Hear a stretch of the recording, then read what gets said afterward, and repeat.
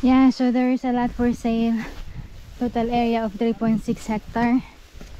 And with 180 coconut trees.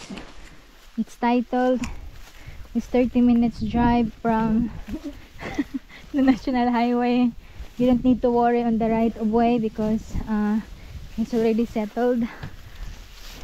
So if you want to live in this hide place, it's very affordable. It's only 850 pesos. 850,000 the price on this for 3.6 hectare. So there's a lot of coconut trees. So if you want to live here, you have a very peaceful mind because your neighbor is far.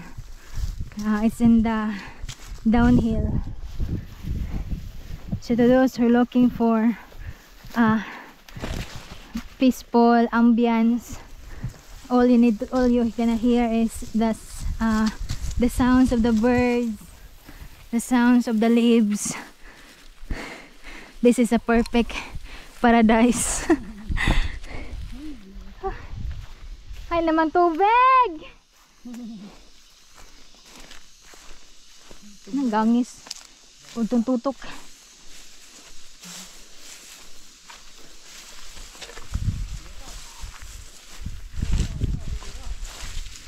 There's some trees also.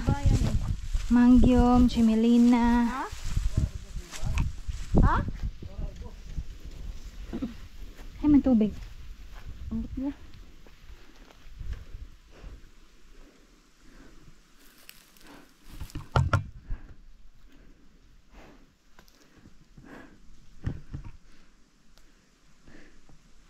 Yeah, again this is 3.6 hectare and the price on this is 850,000 pesos.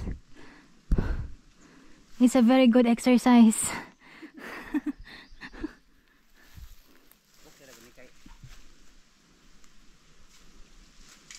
Doon pa to natin tag-idag. Matay ladyo man. Layo jud.